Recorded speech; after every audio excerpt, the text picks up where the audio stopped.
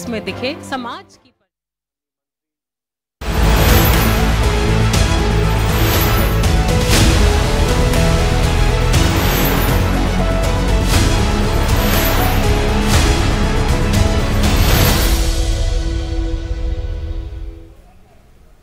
नमस्कार। प्रधानमंत्री मोदी की अमेरिका यात्रा पर हमारे इस खास कार्यक्रम में आप सभी का स्वागत है। मैं हूं ऋतु वर्मा। पीएम मोदी की अमेरिकी यात्रा का आज तीसरा दिन है। अगले कुछ घंटों में हम आपको पीएम मोदी के आज के सारे कार्यक्रम सीधे अमेरिका से लाइव दिखाएंगे। इस पूरी कवरेज में हमारे साथ होंगे डीडी न्यूज संवाददाताओं की टीम, जो पल पल की जानकारी सीधे अमेरिका से आप तक पहुंचाएंगी और अभी तक भी सभी कार्यक्रमों को सीधे हम आप तक पहुंचा रहे हैं। साथ ही हमारे साथ होंगे खास मेहमान, जिनके साथ पीएम मोदी की इस यात्रा और भारत अमेरिकी संबंधों से जुड़े हर अहम मुद्दे पर होगी चर्चा। आज हम बात करेंगे कि कैसे भारत और अमेरिका के बीच हुए समझौते नए दौर की नई शुरुआत कर रहे हैं। इस खास शो में मेरे साथ हैं मेरे सहयोगी प्रखर श्रीवास्तव। धन्यवाद ऋतु। नमस्कार। हम आपको जरूर ये बताएंगे कि आज क्या खास होने जा रहा है, लेकिन इसके पहले आज ये चर्चा करना भी बहुत जरूरी है कि कल किस तरह से व्हाइट हाउस से लेकर अमेरिकी कांग्रेस तक पीएम मोदी की गूंज सुनाई दी। व्हाइट हाउस से लेकर अमेरिकी कांग्रेस तक पीएम मोदी ने अमेरिका की धरती पर भारत की लोकतंत्र की शक्ति और समृद्धि का एहसास करवाया। व्हाइट हाउस में पीएम मोदी ने पत्रकारों के सवाल के जवाब भी दिए और अमेरिकी कांग्रेस के सदस्यों को लोकतंत्र और भारत की बढ़ती आर्थिक ताकत का संदेश भी दिया। आज हम इन्हीं सब मुद्दों पर चर्चा करेंगे, लेकिन पहले देखते हैं कि अमेरिकी कांग्रेस में पीएम मोदी ने क्या महत्वपूर्ण बातें कही।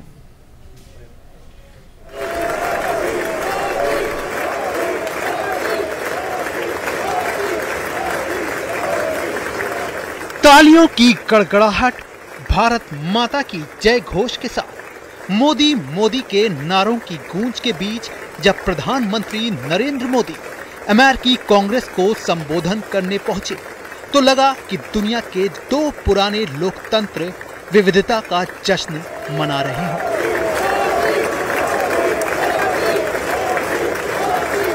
करीब 1 घंटे के भाषण में 15 मौके ऐसे थे जब अमेरिकी सांसदों ने तालियों के बीच स्टैंडिंग ओवेशन दिया। इस दौरान प्रधानमंत्री मोदी ने न सिर्फ दोनों देशों के लोकतांत्रिक मूल्यों का जिक्र किया, बल्कि अमेरिकी कांग्रेस के साथ भारत की विकास गाथा की कहानी सुनाई। पीएम मोदी के संबोधन में आतंकवाद से मुकाबले के साथ पर्यावरण संतुलन के लिए भारत द्वारा उठाए गए कदमों के अलावा 10वें से 5वें नंबर की अर्थव्यवस्था बनने की यात्रा का भी जिक्र था। प्रधानमंत्री ने भारत की डिजिटल क्रांति, वित्तीय समावेशन से भी अमेरिकी कांग्रेस को परिचित करवाया।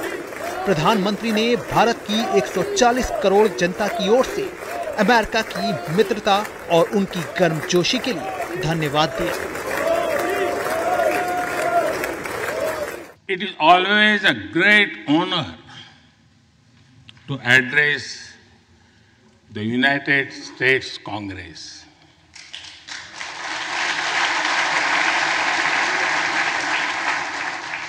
It is an exceptional privilege to do so twice.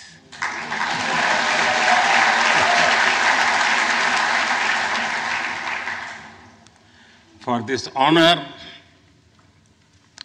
I extend my deepest gratitude on behalf of the 1.4 billion people of India. Congress को दिए संबोधन में पीएम मोदी ने भारत के संघीय ढांचे, राजनीतिक व्यवस्था और विविधता में एकता के मजबूत सूत्र की भी बात कही। प्रधानमंत्री ने बताया कि भारत में 22 आधिकारिक भाषा है, 2500 से ज्यादा राजनीतिक दल हैं, बावजूद स्वर एक है। We have over 2,500 political parties. About 20 different parties govern various states of India. We have 22 official languages and thousands of dialects, and yet we speak in one voice. महामारी को एक बड़ा संकट करार देते हुए प्रधानमंत्री ने कहा कि दुनिया अब एक नई दिशा की ओर चल पड़ी है। ऐसे में ग्लोबल साउथ को एक मजबूत आवाज देनी ही होगी। प्रधानमंत्री ने अफ्रीकन यूनियन को G20 की सदस्यता देने की भी पुरजोर वकालत की। COVID-19's biggest impact was the human loss and suffering it caused. I wish to remember Congressman Ron Wright and the staff members who lost their lives to COVID. As we emerge out of the pandemic, we must give shape to a new world order.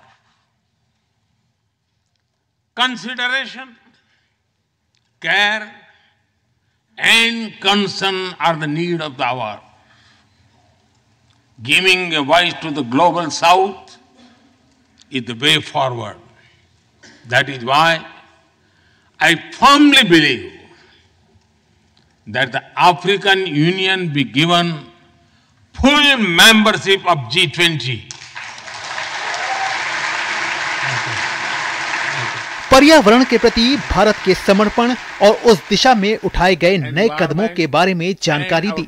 उन्होंने बताया कि साल 2030 तक भारत नवीकरणीय ऊर्जा को बढ़ावा देने के लिए क्या कदम उठा रहा है।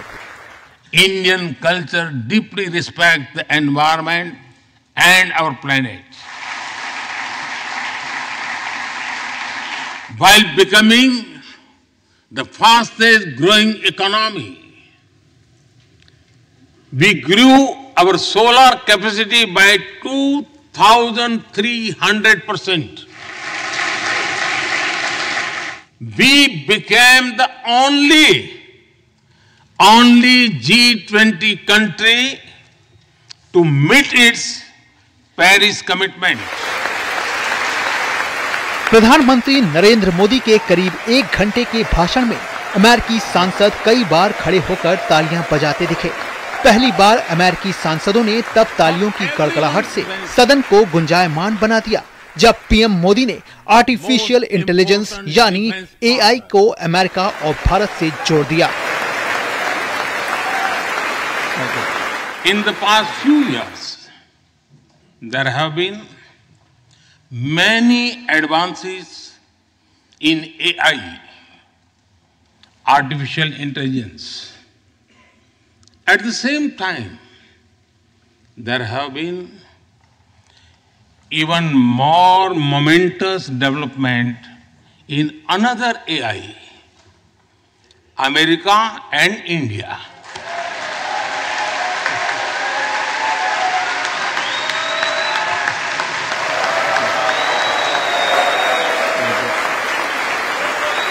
अपने संबोधन में पीएम मोदी ने यूक्रेन, आतंकवाद, अमेरिका के साथ रक्षा संबंधों जैसे तमाम मुद्दों पर बात की।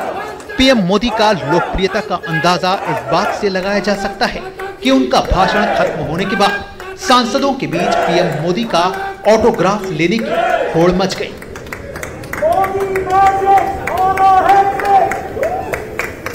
अजय मिश्रा के साथ Ashok Srivastava, DD News, Washington.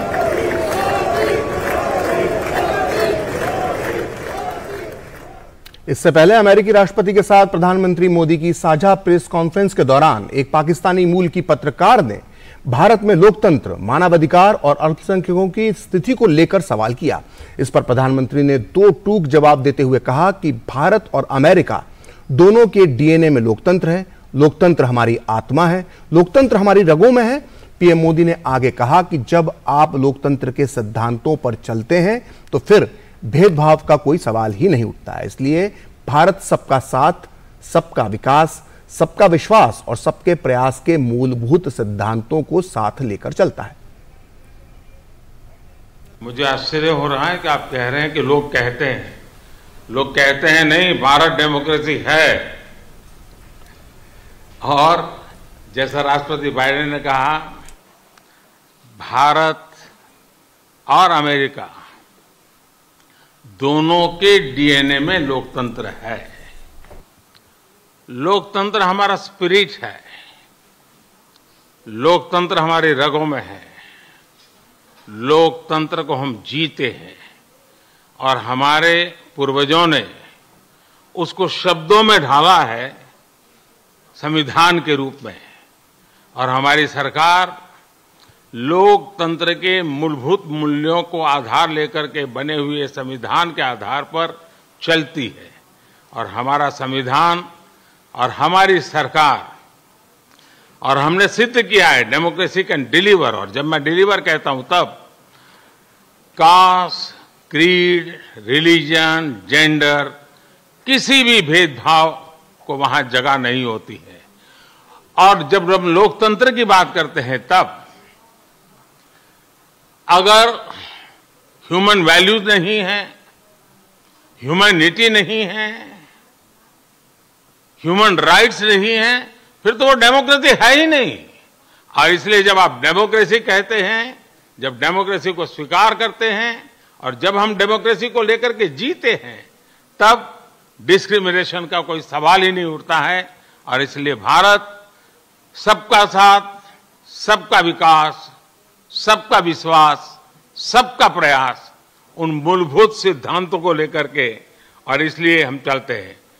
Bharat में सरकार के जो बेनिफिट्स हैं वो एक्सेस टू ऑल है, जो भी उसके हकदार हैं उन सबको मिलते हैं। इसलिए भारत के लोकतांत्रिक मूल्यों में कोई भेदभाव नहीं है, न धर्म के आधार पर, न जाति के आधार पर, न उम्र के आधार पर, न भूभाग के आधार पर।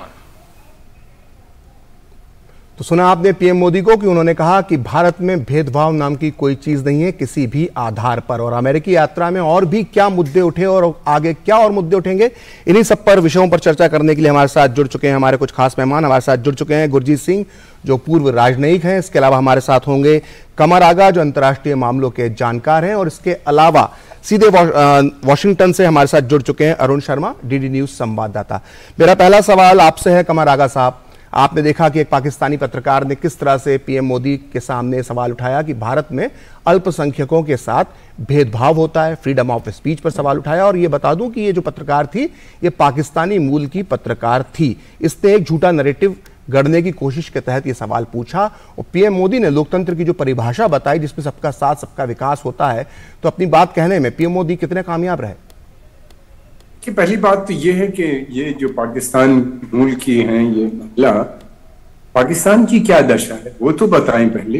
अपने मुल्क की तरफ देखें तो वहां पे क्या हालत है अल्पसंख्यकों का, वहां पे किस तरीके से वहां पे रह रहे हैं ये लोग, जीना दुश्वार कर रखा है उनके लोगों ने, वहां की संस्थाओं ने, वहां के। और दूसरी बात ये कि वहां पे कोई उनको कॉन्स्टिट्यूशनल गारंटीज भी नहीं मिलती कि वो अगर कोर्ट में जाएं तो कुछ उनको वहां पे राहत मिल जाए, कोर्ट से भी राहत नहीं मिलती। भारत के अंदर देखिए, जब तक संविधान है, जब तक डेमोक्रेसी है, रूल ऑफ लॉ है जिसे हम कहते हैं, जब तक इलेक्शन कमीशन है, फ्री एंड फेयर इलेक्शन हो रहे हैं, फिर उसके अलावा ये कि हमारे यहाँ मीडिया फ्री हुआ है, फिर उसके अलावा जो सेपरेशन ऑफ पावर जिसे हम कहते हैं, ये सारी चीजें जब तक एग्जिस्ट करनी है तब तक भारत में डेमोक्रेसी है। और मुझे नहीं लगता कि इसको कोई भी आने वाली सरकार हो या ये सरकार हो या इसके ऊपर कोई खतरा बड़ा नजर मुझको नहीं आता। और दूसरी बात ये कि प्रॉब्लम्स भी हैं भारत के अंदर, बहुत बराबर अक्सर प्रॉब्लम्स हो जाती हैं, लेकिन हम लोग कोर्ट और कचहरी का दरवाजा खटखटाते हैं, वहां से राहत मिलती है। अमेरिका में तो हमसे ज्यादा प्रॉब्लम है, वहां पर रेसिज्म की है और आए दिन गन रनिंग और अटैक इस तरह के होते रहते हैं। वहां पे तो उनके यहाँ भी प्रॉब्लम है। जहां पे 1 अरब 40 लाख लोग रहते हों, 1.4 बिलियन लोग रहते हो, तो समस्याएं भी हैं, समस्याओं का समाधान भी यहाँ पे हो जाता है। बात यह कि हाँ समस्याएं आए और उसका समाधान ना हो तो प्रॉब्लम खड़ी हो जाती है। डेमोक्रेसी में ये गारंटी है, कॉन्स्टिट्यूशन है, जब तक कॉन्स्टिट्यूशन है और जब तक इलेक्शन हो रहे हैं फ्री एंड फेयर, तो आप उसको कोई चैलेंज नहीं कर सकता।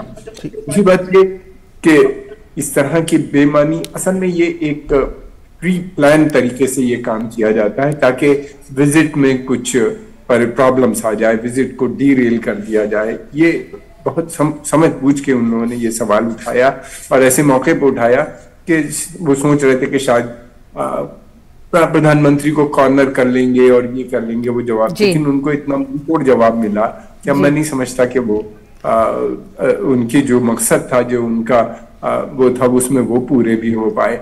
और दूसरी बात यह है कि यहाँ के ऊपर इतनी बड़ी संख्या में अल्पसंख्यक हैं और वो जिस तरीके से रह रहे हैं यहाँ पे और जिस तरह की हम लोग को फ्रीडम मिली हुई है, ये बहुत कम देशों में इस तरह से होते हैं। बिल्कुल कमर आगा जी, इस बात की बात हो रही है कि जिस मंच पे ये सवाल किया गया है, उस मंच से जब प्रधानमंत्री नरेंद्र मोदी ने भारत के लोकतंत्र की ताकत के बारे में सिर्फ अमेरिका में उस पत्रकार को ही नहीं बताया बल्कि पूरे विश्व को बताया कि क्या ताकत है भारत के लोकतंत्र की।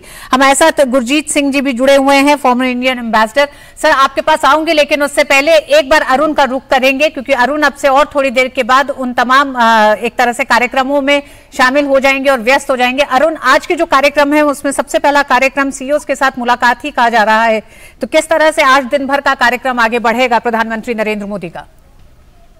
देखिए, बिजनेस और डायस्पोरा कनेक्ट दो प्राइम टॉपिक्स आप देख सकते हैं आज के दिन के अंदर। बड़े बड़े सीईओ जिसमें कि मुकेश अंबानी, सत्य नडेला, बोइंग का मैनेजमेंट होगा, जिसको हाल ही में भारत की तरफ एयर इंडिया की तरफ से ऑर्डर मिला था। तो आप देखिए कि सर्विसेज जिसमें गूगल शामिल है, जो सर्विसेज क्षेत्र है, उसके बाद में जो एविएशन है, डिफेंस सिस्टम है। तो एक तरह का एक गैम्बिट ऑफ या स्पेक्ट्रम ऑफ सीईओज आपको देखने को मिलेंगे जब प्राइम मिनिस्टर नरेंद्र मोदी आज के अगर दिन की बात की जाए। और मकसद बिल्कुल साफ है कि कैसे भारत के अंदर मैसिव इन्वेस्टमेंट को आकर्षित किया जा सके। हमें इसको इस तरह से भी समझना चाहिए कि यूएस एक तरफ से डेट सीलिंग की इसके हाल में डेट क्राइसिस को देखा कि कैसे अपनी जो डेट है, जो कर्ज की सीमा कैसे बढ़ाया उसने, और एक तरह से अनसर्टेनिटी से गुजर रहा है। जो रेवेन्यू जनरेशन का क्राइसिस रहता है यूएस में, इस समय पर रिसेशन में फिसलते भी देखा हमने यूएस को।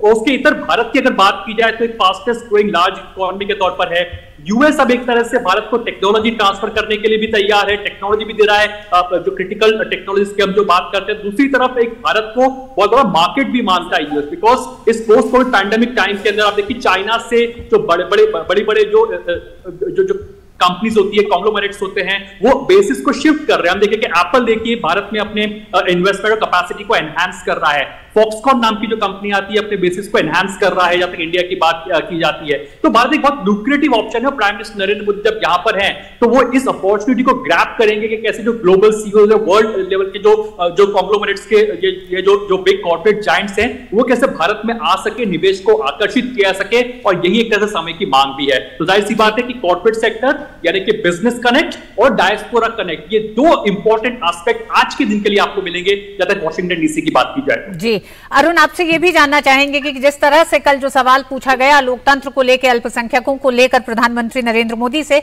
उसके बाद भारत में जरूर तमाम सियासी दल अपनी अपनी बातें कह रहे हैं। हम ये जानना चाहते हैं क्या अमेरिकी अखबारों में भी इस बात का जिक्र कहीं दिखाई देता है और प्रधानमंत्री ने जिस तरह से एक मजबूत जवाब दिया उसको कहीं शामिल किया गया है? बिल्कुल ऋतु जी, देखिए कहते हैं picture speaks louder than words.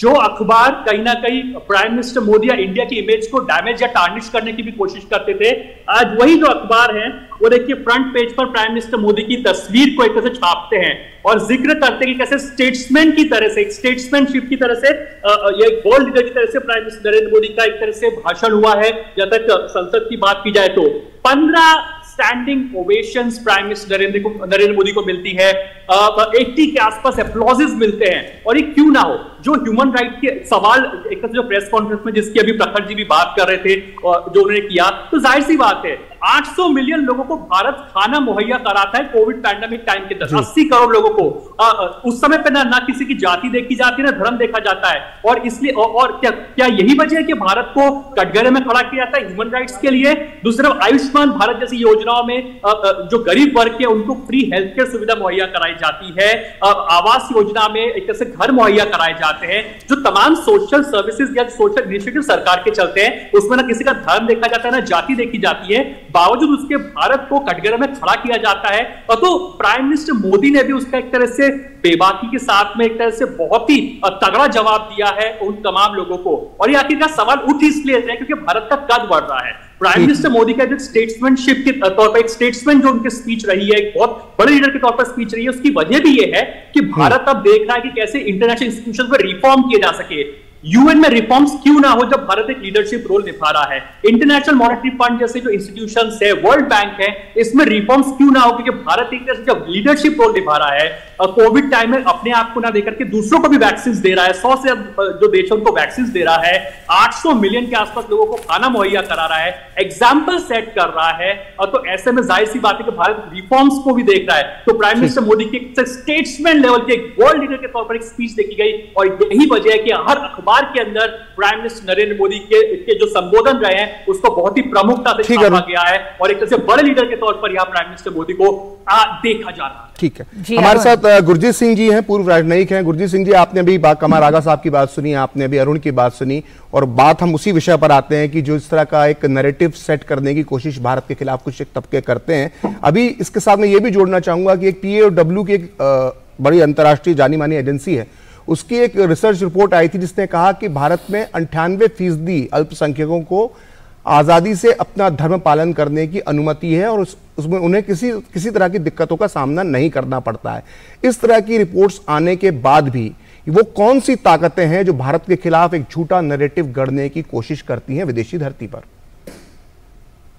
धन्यवाद। सबसे पहले तो मैं ये कहना चाहूंगा कि मैं कमर आगा जी से बिल्कुल सहमत हूं।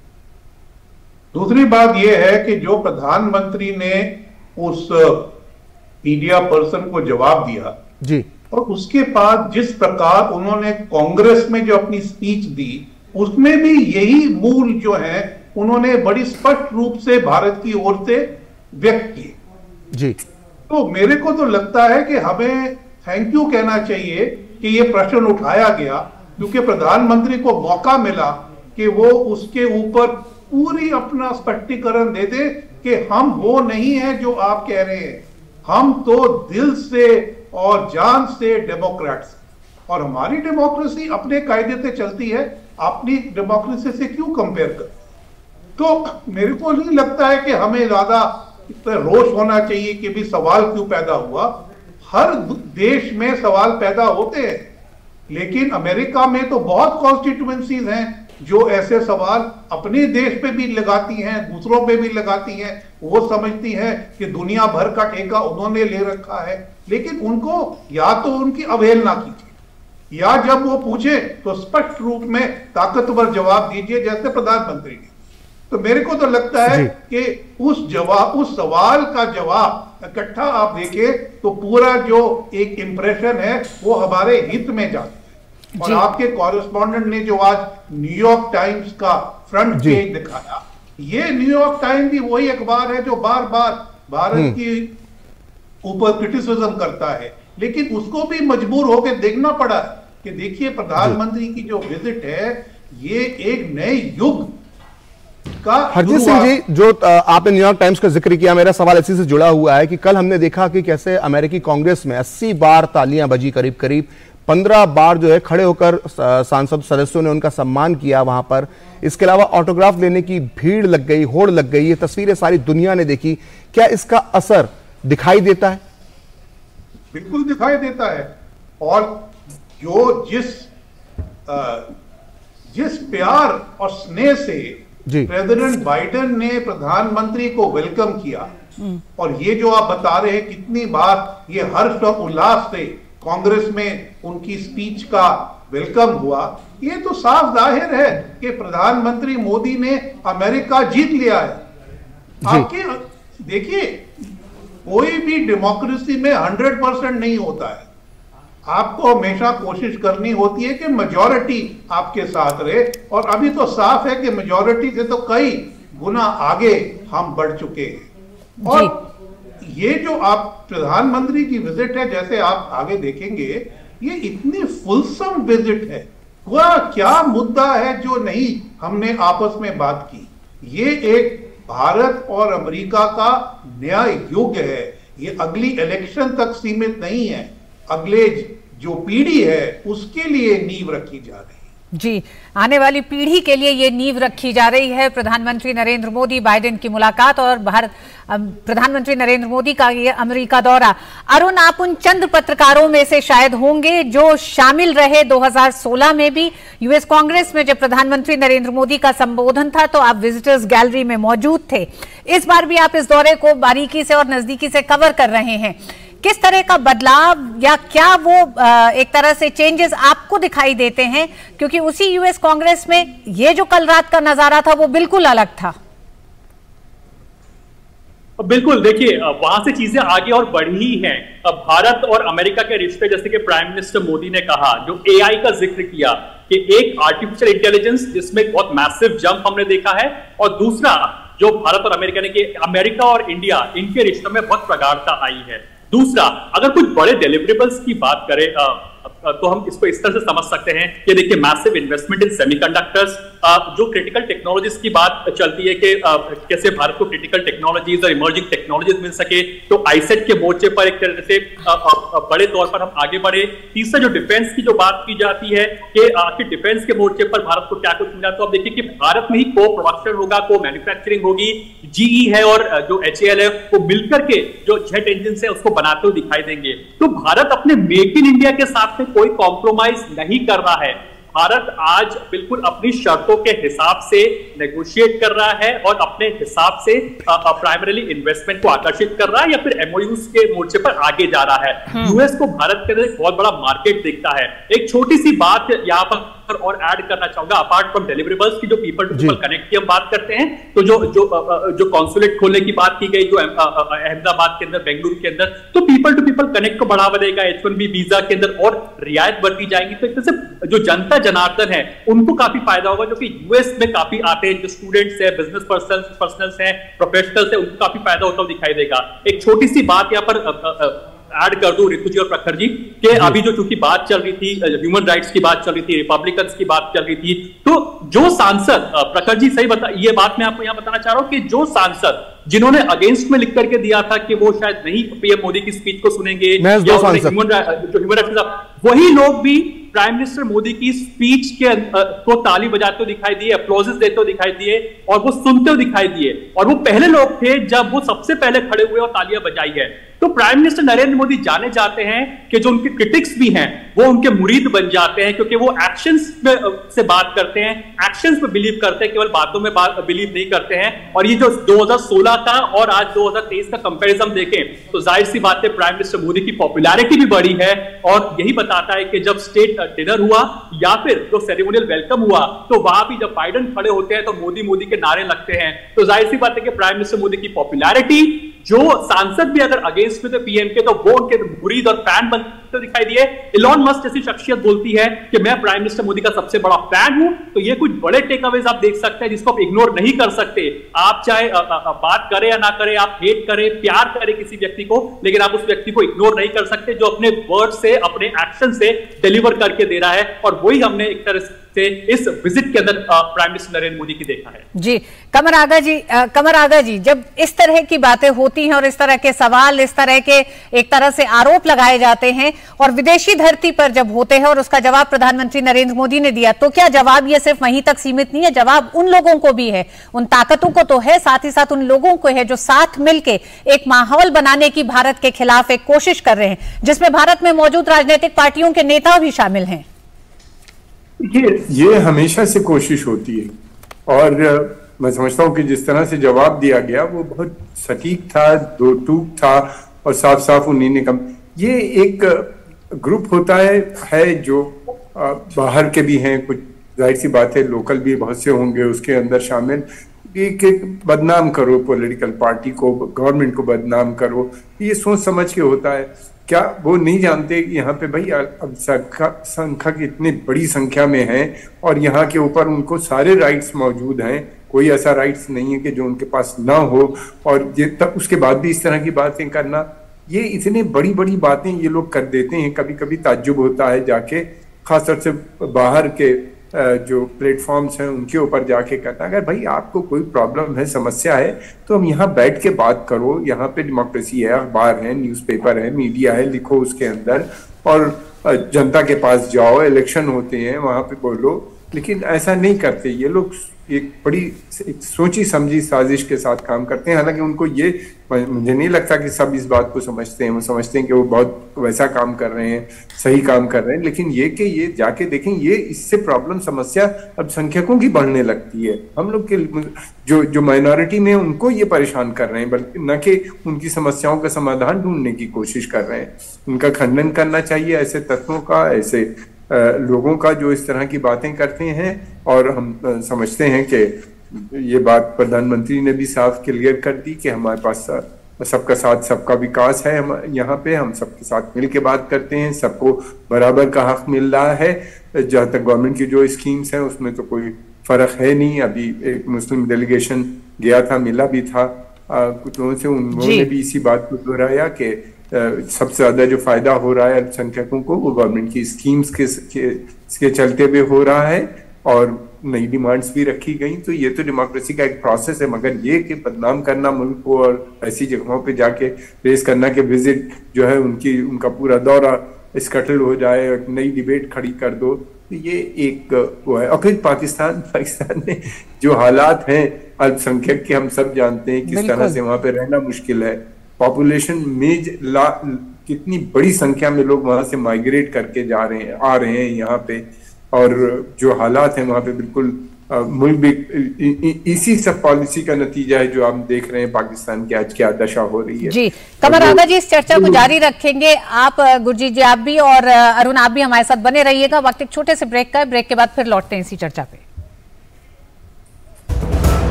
इन्वेस्टमेंट की रेगुलर इंफॉर्मेशन मिलती है क्या?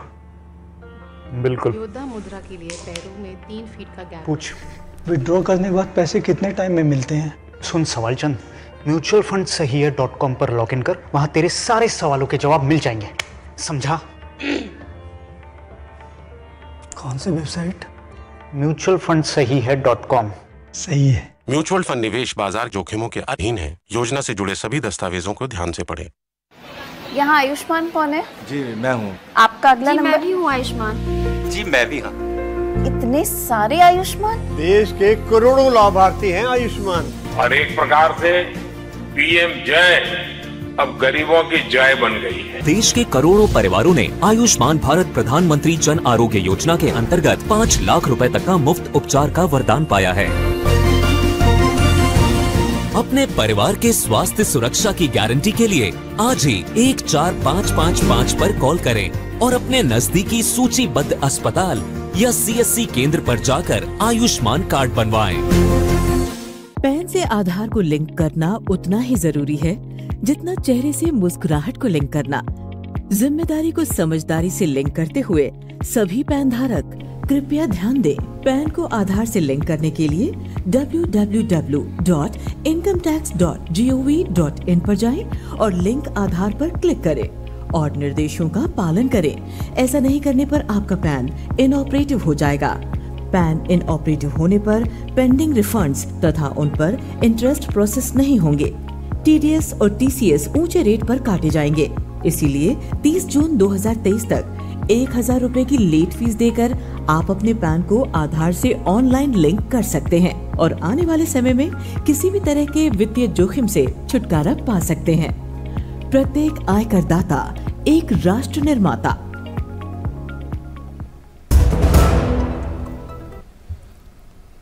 ब्रेक के बाद एक बार फिर आपका स्वागत है और हम बात कर रहे हैं पीएम मोदी की अमेरिकी यात्रा के तीसरे दिन की। और हमारी चर्चा का विषय जो ब्रेक के पहले था वो ये था कि किस तरह से जब भारत के खिलाफ झूठे नैरेटिव गढ़ने की कोशिश हुई तो किस तरह से पीएम मोदी ने करारा जवाब दिया। और इस चर्चा में भाग लेने के लिए हमारे साथ मौजूद हैं कुछ खास मेहमान और इस हिस्से में हम चर्चा करेंगे उन विषयों पर जो अभी तक हमने छुए नहीं है। उसमें कई ऐसे विषय हैं जिस पर इस हिस्से में बुलेटिन के हिस्से में हम चर्चा करेंगे। और मैं गुरजीत सिंह साहब से जानना चाहूँगा जो पूर्व राजनयिक हैं, इसलिए मैं आपसे एक चीज़ जानना चाहता हूँ कि हमने पिछले 8-9 सालों में देखा है कि पीएम मोदी के एक अलग तरह के संबंध राष्ट्राध्यक्षों के साथ रहते हैं। उनकी जो बॉडी लैंग्वेज है जब वो बात करते हैं तो एक अलग नज़र आती है। ऐसा लगता है कि व्यक्तिगत संबंध भी उनके बड़े देश हैं उनके नेताओं के साथ काफ़ी मधुर दिखाई देते हैं। 3 राष्ट्रपति वो अमेरिका के देख चुके हैं, उनके साथ हमने संबंधों को देखा है। तो क्या डिप्लोमेसी की जो तौर तरीके होते हैं, जो उसकी एक लहजा है, उसके अंदर ये जो व्यक्तिगत संबंध जब दो देशों के नेताओं के आपस में होते हैं तो इससे कितना लाभ मिलता है दो देशों के संबंधों को सुधारने में? इसमें बहुत लाभ। अगर आप देखें G20 के जो नेता है इस समय, उसमें जो डेमोक्रेट्स हैं उसमें मेरे ख्याल प्रधानमंत्री मोदी सबसे सीनियर है जी। अगर कोई इनसे और लंबी टर्म वाले हैं तो वो तो मेरे ख्याल पुतिन, ली जिनपिंग, एर्डोगन शायद यही है। तो ये बड़ा महत्व रहता है कि देखिए इतने सीनियर लीडर हैं, तभी सब लोग इनसे बात करना चाहते हैं। इनका तजुर्बा है, उन्होंने देखा है कैसे इन्होंने संसार में एक अपनी डेवलपमेंट की छवि डाली है और दुनिया भर की मदद की है। दूसरी बात है कि जैसे अब अमेरिका का सिस्टम है, उसमें कई चीजों में विवाद होता है इंस्टीट्यूशन के बीच में, चाहे स्टेट डिपार्टमेंट देख ले, पेंटागन देख ले, नेशनल सिक्योरिटी का, उसका अल्टीमेट हल फिर जाके ओवल ऑफिस राष्ट्रपति करते हैं जी। उस समय जो ये एक आपने बोला ना पर्सनल रिलेशनशिप, वो जरूर काम करती है। वो कहते हैं नहीं मेरी मोदी से बहुत बनती है तो मेरे को तो ये करना पड़ेगा। और क्योंकि उनकी मुलाकात आजकल कई बारी होती है और बड़े दिल खोल के होती है, तो कई बारी कुछ मुद्दा जो अटका होता है वो एक दूसरे को प्राइवेट में साइड में बैठ के उसको सुलझा लेते। तो ये होती है जो पर्सनल डिप्लोमेसी की सक्सेस। ठीक, कमर आगा साहब एक दूसरे को नहीं जानते हैं तब वो मुश्किल पड़ती है। ठीक, कमर आगा साहब, जो भी बात की गुरजीत सिंह जी ने, उसमें से बात की कि दुनिया के अन्य देशों के साथ भी किस तरह से पीएम मोदी आवाज उठाते हैं। एक बहुत महत्वपूर्ण मुद्दा कल पीएम मोदी ने उठाया और ये कहा कि G20 के अंदर अफ्रीका को भी शामिल करना चाहिए। हमने पिछले कुछ दिनों में देखा है कि भारत ने जबरदस्त प्रभाव जो है वो ग्लोबल साउथ के देशों के बीच में बनाया है और चीन के प्रभाव को कम किया है। और अब जो ये एक फैसला, एक सलाह जो उन्होंने पीएम मोदी ने अमेरिकी राष्ट्रपति को दी अफ्रीका को G20 में शामिल करने की और अमेरिकी राष्ट्रपति उसको मान गए, इससे भारत का दबदबा ग्लोबल साउथ के देशों में कितना बढ़ेगा? देखिए, मैं समझता हूं कि बहुत अप्रोप्रिएट ये फोरम थी जहां पे उन्होंने ये बात को रखा जी। अमेरिकन राष्ट्रपति से भी रखा और दूसरी जगहों पे भी, जितने लोगों से वो जहां जहां मिले उन्होंने हर जगह पे इस बात को रखा।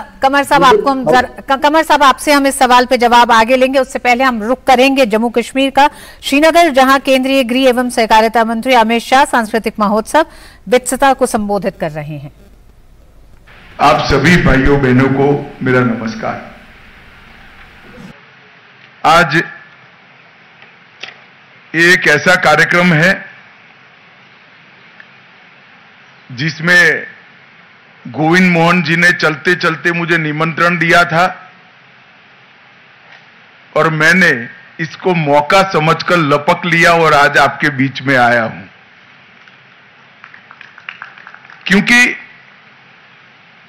मैं बचपन से इस देश की इतिहास, इस देश की संस्कृति, देश के हर हिस्से की भाषा, संगीत, अनेक प्रकार की विधाओं में हमारे देश के अलग अलग हिस्सों का योगदान, इस सब के विद्यार्थी के रूप में मुझे मालूम है कि झेलम का महत्व क्या है। यही झेलम है, यही वितस्ता है जिसने हजारों साल से कश्मीर के अंदर अनेक प्रकार के अनुसंधानों की वो साक्षी रही, अनेक प्रकार की संस्कृति के मिलन के स्थल बनने का इसको सौभाग्य प्राप्त है। यही झेलम ने आदि शंकर को भी देखा है और यही झेलम ने बौद्ध साधुओं को भी देखा है। यही झेलम ने यहां पर अनेक प्रकार की संस्कृति के मिलन की साक्षी बनी।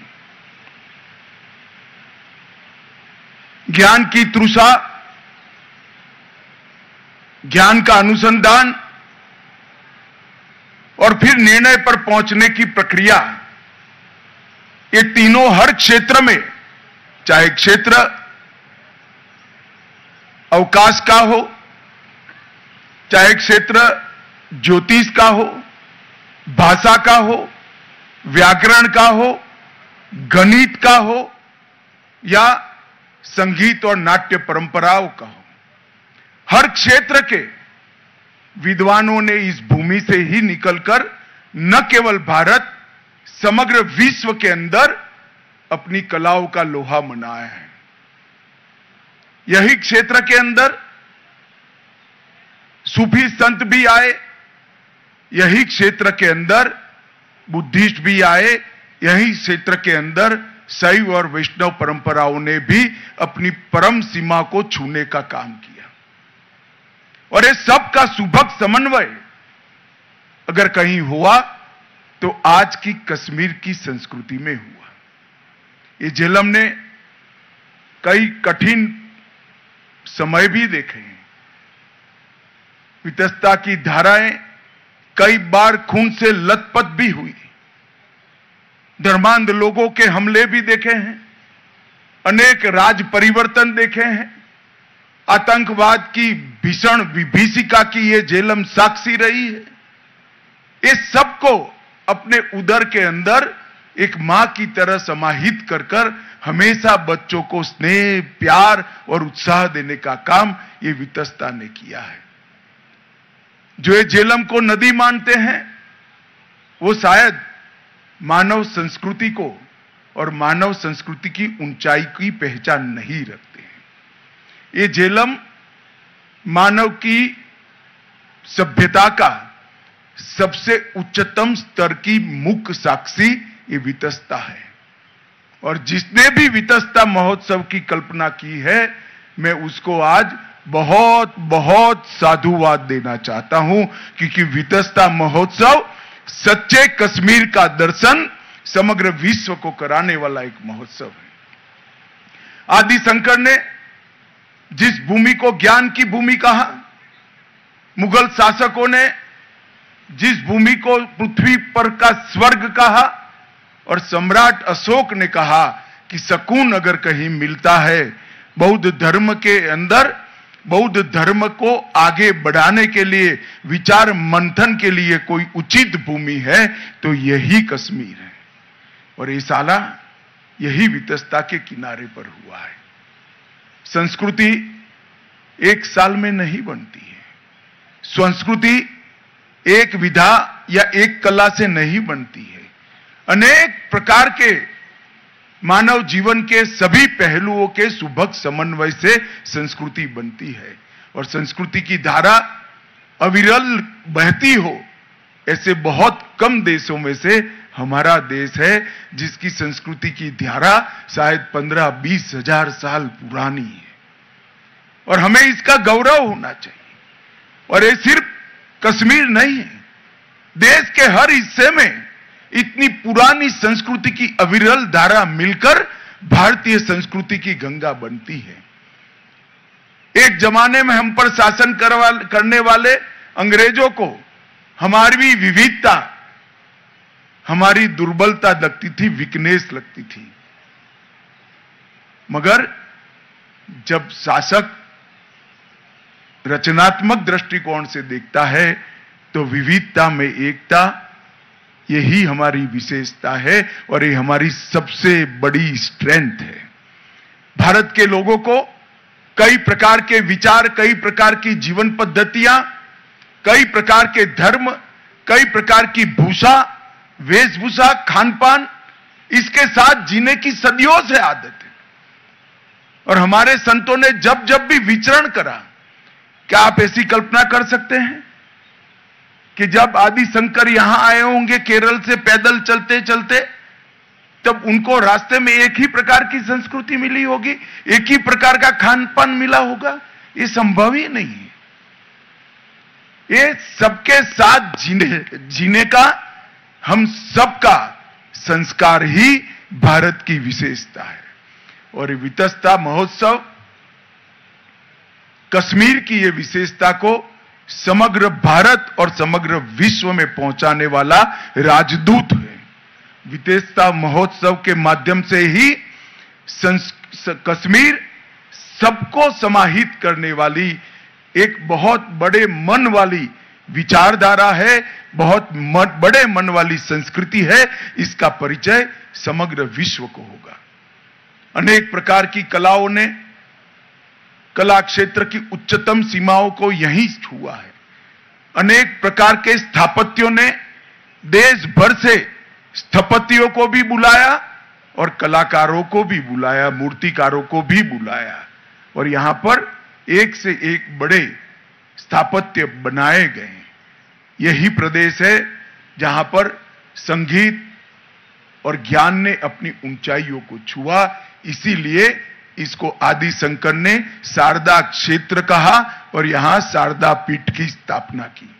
और ये कश्मीर, जिन लोगों ने कश्मीर का अभी का विगत 30-40 साल का इतिहास ही देखा है, उनको लगता है ये विवादित क्षेत्र है, अशांत क्षेत्र है, मगर कश्मीर ने ढेर सारे ऐसे विवाद और अशांतियों को, ढेर सारे रक्तपातों को अपने अंदर हजम कर कर अमर लौ की तरह आगे बढ़ना एक कश्मीर का स्वभाव है। और आज देखिए, जिस कश्मीर में कुछ साल पहले 40,000 से ज्यादा लोग आतंकवाद की बलि चढ़ गए, वही कश्मीर आज वितस्ता महोत्सव के माध्यम से कलाओं को समन्वय कर कर आगे बढ़ रहा है।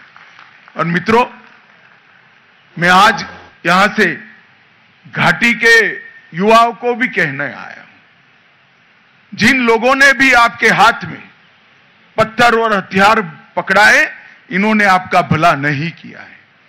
आपके हाथ में पत्थर और हथियार नहीं होने चाहिए। आपके हाथ में कलम होनी चाहिए, लैपटॉप होना चाहिए, आपके हाथ में पुस्तकें होनी चाहिए, आपके हाथ में इतिहास होना चाहिए कश्मीर का। अगर कश्मीर के इतिहास को आप जानोगे तो किसी के प्रति घृणा करना एक कश्मीर का इतिहास ही नहीं है। कश्मीर में तो जो आया, कश्मीर ने इसको स्वीकार कर लिया और एक खेलती कूदती बहती वितस्ता की तरह हमेशा कश्मीर की संस्कृति आगे बढ़ती गई, पीछे मुड़कर कभी नहीं देखा। मगर हम जब समय अच्छा आता है, क्यों पीछे मुड़कर देखें। मित्रों, आज धारा 370 को मोदी जी ने हटाने के बाद यहां पर शांति है, यहां पर विकास के नए नए आयाम गढ़े जा रहे हैं, यहां पर उच्च शिक्षा के संस्थान आ रहे हैं, यहां पर इंडस्ट्री लग रही है, यहां पर पंचायती राज को स्थापित कर दिया गया है, यहां पर अनेक प्रकार के एडमिनिस्ट्रेटिव रिफॉर्म्स को बिना किसी विरोध के जमीन पर उतारने का काम हो गया है। और अब कश्मीर को आगे देखना है। उस वक्त ये वितस्ता महोत्सव का बहुत बड़ा महत्व है।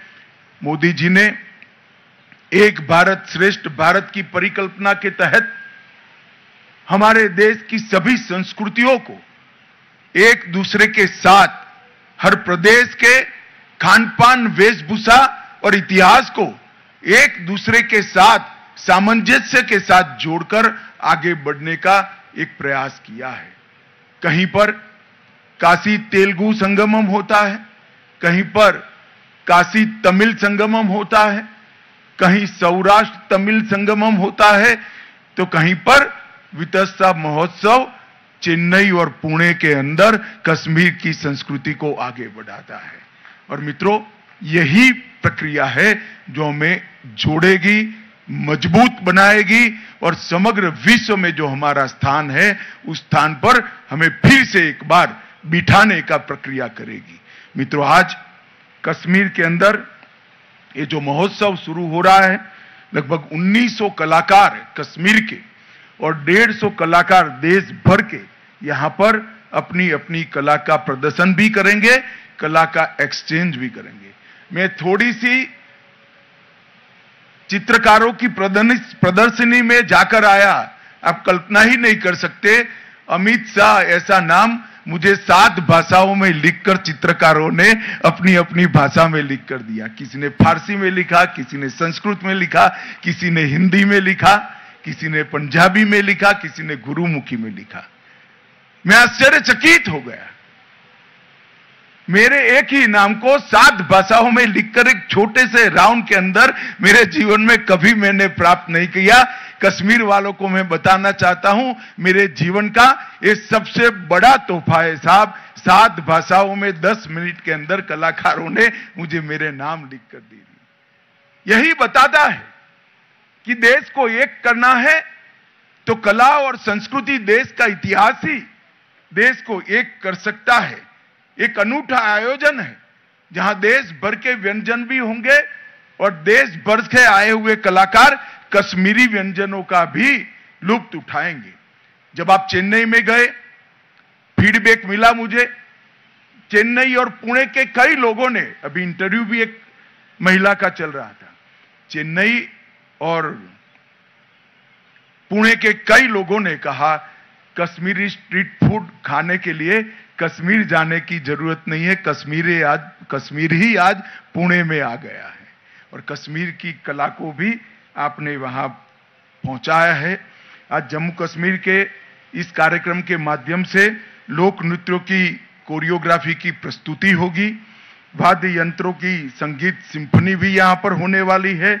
कश्मीरी, डोगरी, कव्वाली गायन भी होने वाला है। और उषा जी आई हुए है, वो भी कश्मीरी और डोगरी में गायन करने वाली है। उषा जी की आवाज में कश्मीरी कैसी लगेगी, ये मेरे जैसे व्यक्ति को सोचना भी बड़ा कठिन है, मगर उषा जी आई है। मैं उषा जी का भी बहुत बहुत धन्यवाद करता हूं। और आजादी से अब तक हजारों फिल्में यहां फिल्माई गई हैं। वो सभी फिल्मों के लोकप्रिय गीतों को भी आज यहां पर आप देखेंगे। आज यहां पर सम्मी कपूर और शर्मिला टैगोर से लेकर अभी तक के सभी फिल्मों को आपको यहां पर याद करने का मौका मिलेगा। बौद्ध दर्शन पर भी संगोष्ठी होगी, सूफी विचार पर, सूफी फिलॉसफी पर भी यहां संगोष्ठी होगी। पेंटिंग और कैलीग्राफी के भी शिविर लगाए गए हैं। और कश्मीर के पुरातत्व के इतिहास को इतने भव्य तरीके से संजोकर यहां रखा गया है। आज के बच्चों को मेरा आग्रह है कि इसको जरूर देखिएगा। आप किस विरासत को लेकर आपको जाना है, किस विरासत को अगली पीढ़ी को सौंप कर जाना है, वो तभी आप देख पाएंगे जब रात तरंगिनी पढ़ेंगे। ये रात तरंगिनी कोई काव्य नहीं है। कश्मीर कैसे बना है, कश्मीर क्या है, इसका वर्णन है, इसका इतिहास है। और आज मैं थोड़ा सा ही राउंड लगा पाया हूं। काश मैं 2 दिन के लिए आता तो पूरा देख ही लेता, मगर इतना तय है कि मैं वितस्ता की आत्मा को छूकर वापस दिल्ली जा रहा हूं और बड़े सुकून के साथ जा रहा हूं। जब तक हमारी संस्कृति को, हमारी कला को, देश को जोड़ने के काम में हम नहीं लगाएंगे, हमारी ये अभूतपूर्व स्ट्रेंथ को देश के उपयोग में हम नहीं ले पाएंगे। हमारी देश की ये बहुत बड़ी ताकत, अलग अलग संस्कृति, अलग अलग भाषाएं, अलग अलग वेशभूषाएं, अलग अलग खान पान होते हुए भी हम सब भारतीय है, ये हमारी बहुत बड़ी ताकत है। दुनिया के कोई देश में इतनी विविधताएं नहीं है जितनी मेरे भारत के अंदर है, और ये हमारे गौरव का विषय है। मोदी जी ने एक भारत श्रेष्ठ भारत के साथ साथ आजादी के अमृत महोत्सव को मनाने का निर्णय किया। 3 ही लक्ष्य इसके पीछे रखे थे कि आजादी के अमृत महोत्सव के माध्यम से देश भर का बच्चा, देश भर का किशोर इस देश के स्वतंत्रता संग्राम की जानकारी रखे। कई ऐसे स्वतंत्रता सेनानी जिनको कोई पहचानता नहीं है, अपना सर्वस्व बलिदान कर दिया। कई लोगों ने पीढ़ियों तक लड़ाई लड़ी, कई लोगों ने अपना नाम भी नहीं पाया और गुमनाम शहीद हो गए। ऐसे स्वतंत्रता संग्राम को नई पीढ़ी जाने और इनके अंदर देशभक्ति के संस्कार का फिर से जागृति करना। 75 साल में हमने जो उपलब्धियां प्राप्त करी है, इसका हम गौरवगान करें। पूरे दुनिया के अंदर हमारे आजादी के बाद जो 75 साल हुए, वो 75 साल में ढेर सारी उपलब्धियां हमने प्राप्त की है। ये देश एक सुई नहीं बनाता था, आज हम चंद्रयान और मंगल का मिशन लेकर बैठे हैं। ये बहुत बड़ी उपलब्धि है, हर क्षेत्र में हमने उपलब्धि प्राप्त की है। इसका भी गौरवगान दुनिया के तक पहुंचाना है और हमारी संस्कृति, हमारी कलाएं, हमारा खान पान और हमारे इतिहास को भी इस देश का युवा जाने, समझे, पढ़े और स्वीकार कर नई पीढ़ी को देने का जज्बा रखे। और 75 साल के वर्ष पर ही एक संकल्प लेना है कि आजादी का जब शताब्दी होगा, देश की आजादी के 100 साल होंगे 2047 में, तब भारत कैसा होगा इसका संकल्प अभी लेना है। हर क्षेत्र में भारत कैसा होगा, डिफेंस के क्षेत्र में भारत कैसा होगा, शिक्षा के क्षेत्र में भारत कैसा होगा, कला और संस्कृति के क्षेत्र में भारत कैसा होगा, हर क्षेत्र में भारत कहां पर पहुंचा होगा। हमारा व्यापार, हमारा उद्योग, हमारे स्थापत्य, हमारे इंफ्रास्ट्रक्चर, जब हम आजादी की शताब्दी मनाएंगे तब कैसे होंगे, इसका संकल्प लेने का आज समय है 75वें साल में। और 75 साल से 100 साल उस संकल्प को सिद्धि में परिवर्तित करने का समय है। आज एक संकल्प जो लेंगे वो 100 साल आते आते समग्र राष्ट्र की सिद्धि में परिवर्तित होगा और हमारा राष्ट्र हमारे आजादी के आंदोलन के नेताओं की कल्पना का राष्ट्र बनेगा। शहीद भगत सिंह ने इतनी कम आयु में जब फांसी पर चढ़े होंगे, इसके मन में भारत की कल्पना जरूर होगी। 26 साल की रानी लक्ष्मीबाई अंग्रेजों के साथ लड़ते लड़ते छोटे के बच्चे के साथ शहीद हो गई, इसके मन में भारत की कल्पना जरूर होगी। वो कल्पना हमें साकार करनी है, हमारी अगली पीढ़ी ने करनी है। इसके लिए संकल्प से सिद्धि। और आज मैं सभागार में जितने लोग बैठे हैं सभी को कहना चाहता हूं, आजादी के अमृत महोत्सव के वर्ष में व्यक्तिगत संकल्प भी एक छोटा सा ले लीजिए, छोटा सा व्यक्तिगत संकल्प, और विशेषकर युवा जो अपने मृत्यु पर्यंत इसका पालन करता है। छोटा सा संकल्प कि मेरी भोजन की थाली में मैं जूठा अनाज नहीं छोड़ूंगा, मैं कभी ट्रैफिक का नियमों का उल्लंघन नहीं करूंगा, मेरे कमरे से बाहर निकलने से पहले मैं लाइट को स्विच ऑफ कर कर, पंखे को स्विच ऑफ कर कर ही निकल। छोटी छोटी चीजें कर लीजिए। अगर 130 करोड़ लोग एक एक कदम आगे बढ़ते हैं तो देश 130 करोड़ कदम आगे बढ़ता है। ये छोटे छोटे संकल्पों का समूह जो संपुट बनेगा, वो संपुट ही भारत को बनाएगा। मित्रों, वितस्ता महोत्सव आने वाले कश्मीर के भविष्य का महोत्सव है। हमारे भव्य भूतकाल को उज्जवल भविष्य के साथ जोड़ने वाली एक कड़ी है। हमारे भव्य भूतकाल को हम स्मरण में रखें, भविष्य के संकल्प करें और कश्मीर आगे बढ़े, देश आगे बढ़े, महान भारत की रचना हो। यही ये महोत्सव का उद्देश्य है। आप सभी को मेरा बहुत बहुत धन्यवाद कि इस महत्वपूर्ण कार्यक्रम में आज आप यहां आए हैं। मैं सिर्फ और सिर्फ इसी के लिए आज दिल्ली से आया हूं, वितस्ता महोत्सव के कंसेप्ट को बल देने के लिए, और आप सभी भी आज आए हैं, मुझे बहुत अच्छा लगा। बहुत बहुत धन्यवाद। वंदे मातरम। बहुत बहुत आभार माननीय मुख्य अतिथि महोदय। तो आप देख रहे थे दृश्य श्रीनगर की झेलम के किनारे मनाया जा रहे वितस्ता महोत्सव के, और ये महोत्सव 3 दिन का है, जिसकी शुरुआत की केंद्रीय गृह एवं सहकारिता मंत्री अमित शाह ने। उन्होंने इस मौके पर कहा कि वितस्ता की धारा ने आतंकवाद की विभीषिका देखी है। झेलम सिर्फ नदी ही नहीं है, बल्कि ये मानव सभ्यता की प्राचीन पहचान है। साथ ही उन्होंने ये भी कहा कि कश्मीर की सही तस्वीर को विश्व तक पहुंचाने वाला है वितस्ता महोत्सव। अमित शाह ने कश्मीर के युवाओं से भी कहा कि अगर आप कश्मीर की संस्कृति को जानेंगे तो कभी हथियार उठाने के बारे में नहीं सोचेंगे। 370 के हटने के बाद से कश्मीर के हर क्षेत्र में बड़े बदलाव हो रहे हैं। अमित शाह ने कहा कि वो विस्तृता की आत्मा को छूकर वापस जा रहे हैं। तो ये श्रीनगर से था कार्यक्रम। इससे पहले हम चर्चा कर रहे थे भारत अमेरिका के संबंधों पर प्रधानमंत्री नरेंद्र मोदी की अमेरिकी यात्रा का आज तीसरा दिन है। मैं और प्रखर इस कार्यक्रम में लगातार बने हुए थे। ये कार्यक्रम अब यहीं समाप्त करते हैं प्रखर, और इसी का सिलसिला आगे रहेगा। लेकिन उससे पहले आइए नजर डालेंगे अभी तक की कुछ खास खबरों पर भी।